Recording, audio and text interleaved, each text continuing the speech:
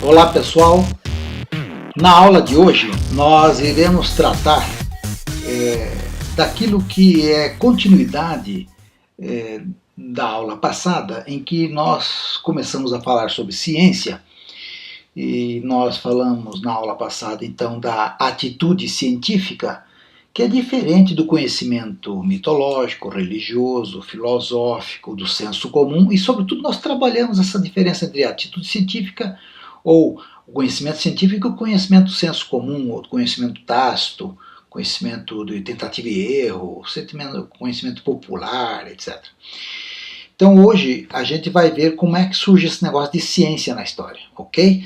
Que é bastante interessante, um pouco resumido, é bem verdade, mas o suficiente para a gente entender esse movimento. Que a gente sempre acha que ciência é uma coisa antiga. Se você considerar a ciência de Aristóteles, é do tempo de Aristóteles, mas a ciência moderna, a concepção atual, ela é muito recente. Então vamos lá. Primeiro uma visão geral. Nós temos do senso comum, né? Às vezes o bom senso cotidiano, aquele conhecimento que é passado de pai para filho, que é tentativa e erro, que gera uma técnica, né? E a ciência surgiu para fazer um trabalho de conhecimento das coisas. No início, a ciência não se preocupava com a técnica, com a prática, estava bem distante, como podemos ver aqui, bem distante. Então, a junção entre ciência e técnica, a princípio, foi muito mal sucedido. Com o tempo, surgiram as pessoas que entendiam um pouco mais da técnica e se baseavam em um cálculo matemático, algum conhecimento um pouco mais filosófico. Eles faziam engenhos, eles eram os engenheiros.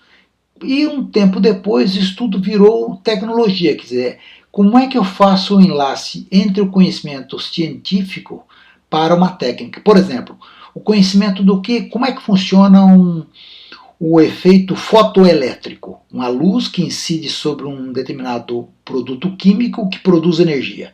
Esse é um conhecimento da ciência, né? Mas para mim usar, por exemplo, para acender uma luz só com a minha presença, com a minha luz infravermelha do meu corpo, ou interromper a passagem para abrir uma porta, a passagem de uma luz que abre uma porta, ou quando eu estiver no elevador, o elevador não fecha porque o efeito fotoelétrico, como técnica aplicada, não deixa o elevador fechar. Então, para chegar até aqui, tem a tecnologia, tem o conhecimento. Como é que eu vou usar no sentido prático? É o desenvolvimento da pesquisa tecnológica. E a aplicação da engenharia envolve desde a ciência até a técnica, passando pela tecnologia. Então, todo esse é o grande conjunto do conhecimento científico, né? Então, vamos lá. Os grandes movimentos da ciência, né? Primeiro, a ciência ela surgiu como uma forma racionalista. Usar a razão, basicamente filosófica, usar a razão para confirmar, ou para deduzir, chegar a conclusões. E quando era usado o experimento era só para confirmar aquilo que estava pensado. Então esse movimento racionalista vai de Platão até o século XVII. Né?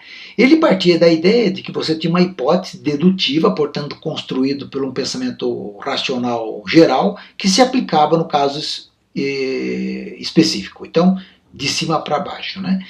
Os empiristas, ao contrário dos racionalistas, os empiristas começaram com Aristóteles, vai até o século XIX, eles partem da experiência. Bom, aí tem uma diferença, que era a experiência sensível. Platão, ele achava que apenas então a contemplação sistemática não era suficiente, que isso não trazia conhecimento, mas o esforço mental. Aristóteles achava que a contemplação é uma experiência que trazia o pensado, então era uma hipotética indutiva. Então, a partir de Aristóteles, né, que é discípulo de Platão, até o século XIX é empirista. Olha, durou mais essa forma de pensar de Aristóteles. E o pensamento mais atual sobre ciência é um modelo explicativo geral, que ele é hipotético dedutivo, hipotético indutivo e vice-versa, e esses métodos eles se conversam. Então um modifica o outro. Combina racionalismo com empirismo, portanto. Bom, as mudanças que nós tivemos então, desde os racionalistas, era do geral pensado para o particular aplicado e verificado. Né? Então, exemplo, teoria, todo metal dilata, ferro é metal, deduz que ferro dilata. Então, a partir da teoria para a aplicação. O indutivo parte do particular para, que é os empiristas, né, da experiência do dia a dia, para o geral pensado. Então, água ferve 100 graus, água congela 0 graus. Teoria induz essas duas experiências particulares, que a variação de temperatura altera o estado da água. Então, fatos adquiridos através de experimentação e indução, cria leis e teorias que pode virar dedução, previsões e explicações e assim por diante. Pode virar um círculo de informação. O construtivismo, ele não mais, na ciência, é uma ideia que a ciência explica tudo e é uma verdade incontestável. Ele relativiza um pouco o conhecimento da ciência, sobretudo com um termo chamado quase-verdade ou verdade aproximada. Esse é o termo quase-verdade, é do Newton Costa, um filósofo aqui de Curitiba, né, paranaense de Curitiba, ex-professor da Escola Técnica da Universidade Federal do Paraná, que atualmente é Instituto Federal do Paraná. Então, o método, o pensado, pode ser modificado pela experiência e pelos construtivistas. Então, exemplo, teoria, a gravidade é instantânea, Newton falava isso. Teoria, nada é mais veloz que a luz, Einstein. Cálculo e observação da curvatura da luz. Construção de uma nova mecânica, sem abandonar a antiga. Então, a gravidade não é mais instantânea, porque nada é mais veloz que a luz, nem a gravidade. Então, mas para alguns cálculos, até hoje é usado de Newton, para outros cálculos é usado as teorias de Einstein. Então, a teoria ou a ciência moderna combina essas informações.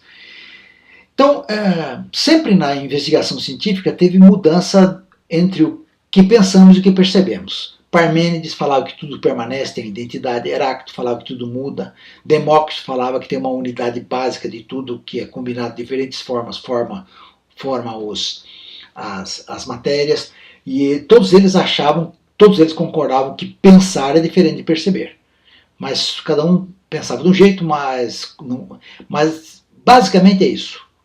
Se eu percebo e penso, são coisas diferentes que eu tenho que trabalhar isso melhor. Platão dizia que a verdade estava no pensar. E o Aristóteles dizia que o conhecimento estava na base da demonstração, se eu conseguisse demonstrar. Contemplar e explicar para Platão. Para Aristóteles. Para Platão era o mundo das ideias. Então, Aristóteles também trabalhava com a experiência sensível, mas sem a intervenção. Aí que tem a mudança da palavra experiência. A experiência na ciência moderna é a intervenção. Aqui não é intervenção. Então a ciência antiga ela é teorética, contemplava e teorizava logicamente. Eu tenho um exemplo aqui de um escrito de Tomás de Aquino, né, que ele vai dizer o seguinte, ele só observava o que estava acontecendo e teorizava. Então ele vai dizer o seguinte, esse é um grande filósofo da Idade Média, muito respeitado na igreja.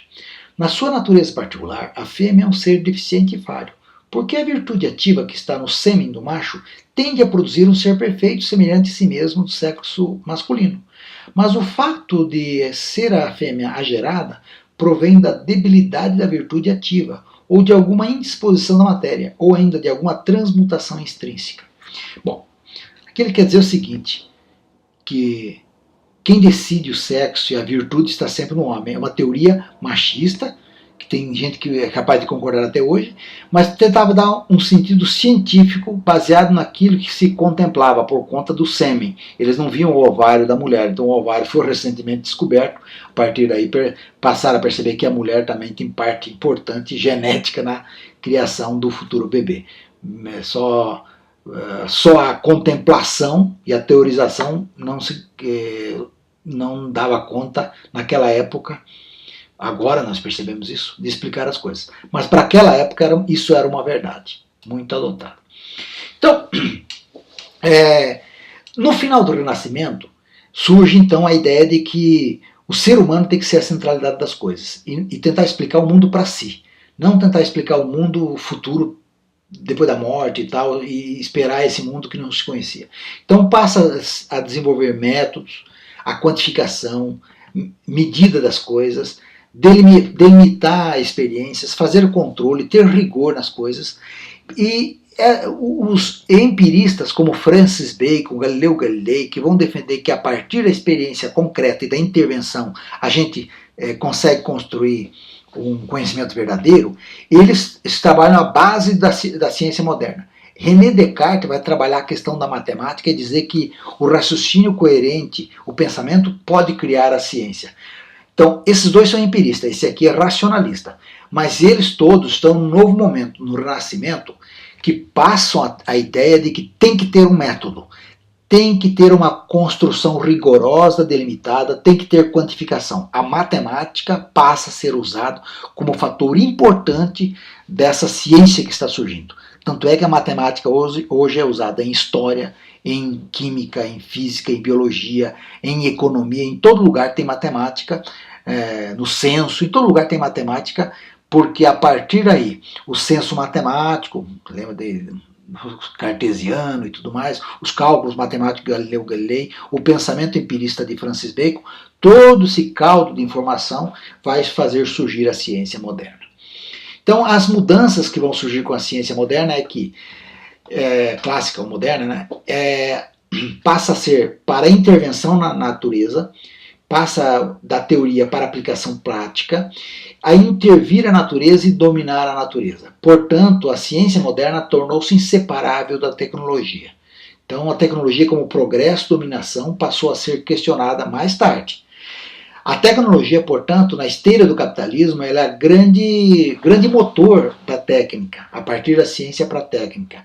Ele desenvolve o capitalismo ajuda a desenvolver a tecnologia. Então, inclusive, não se fala a palavra tecnologia para a Idade Média e Idade Antiga, se fala a partir da Idade Moderna. Então, tem outras mudanças, as mudanças em geral, que podemos fazer um resumo sim, dessas mudanças. Primeira, a primeira mudança de uma representação da realidade para um modelo explicativo. O racionalismo e empirismo para um construtivismo. É sempre um modelo explicativo. Não mais uma representação da realidade, mas um modelo explicativo. A ciência hoje é um modelo explicativo. Da antiga para agora, antiga era sem intervenção, agora com intervenção, sobretudo com a tecnologia. Ok? Então, passa também essa ideia de uma ideia de evolução e progresso. Aqueles que têm tecnologia, aquelas sociedades que têm tecnologia, têm progresso. Portanto, quem está, como os indígenas que não têm tecnologia, são considerados atrasados. É uma ideia de civilização que vem do iluminismo, de atrasado e adiantado, superior, inferior, que hoje está evidentemente ultrapassado. Mas a ideia que se tem naquela época, o tempo é contínuo e homogêneo e tudo vai se acumulando.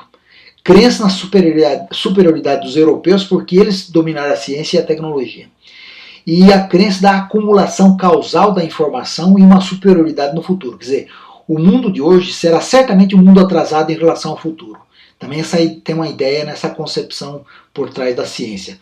Aqui nós temos a bandeira do Brasil, que inclusive o positivismo é uma filosofia que quer desidratar a filosofia para colocar no lugar dela todas as ciências.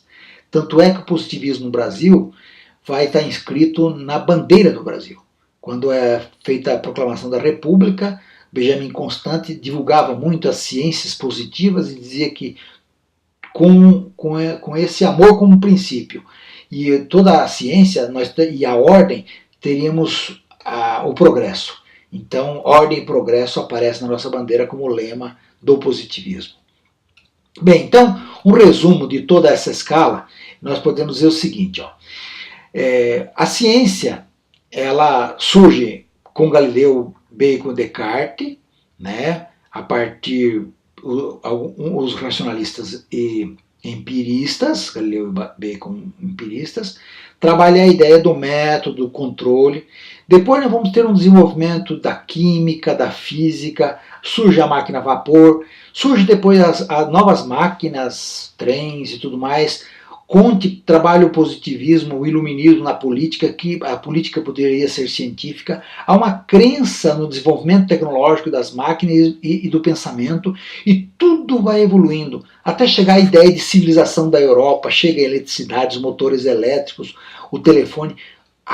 O grande desenvolvimento, nesse período a Europa achava que estava no ápice. Mas daí nós temos o imperialismo, a disputa na África e a Primeira Grande Guerra Mundial. Depois nós temos o nazismo, o fascismo e a Segunda Guerra Mundial.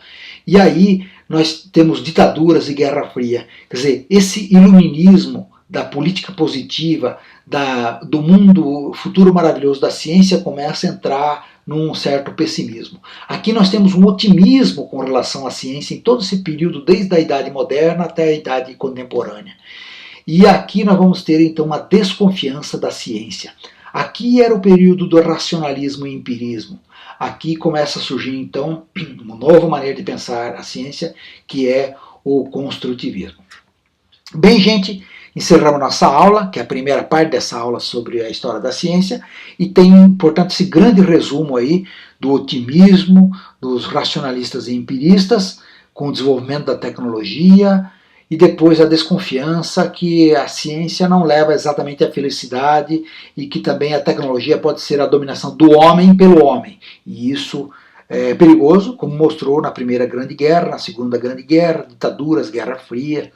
A ideia de que poderia ter ciência para justificar o socialismo, ditadura socialista à esquerda, para justificar o capitalismo, ditadura, militares e civis à direita. Então há uma certa desconfiança dessa lógica científica. Valeu, gente, até a próxima!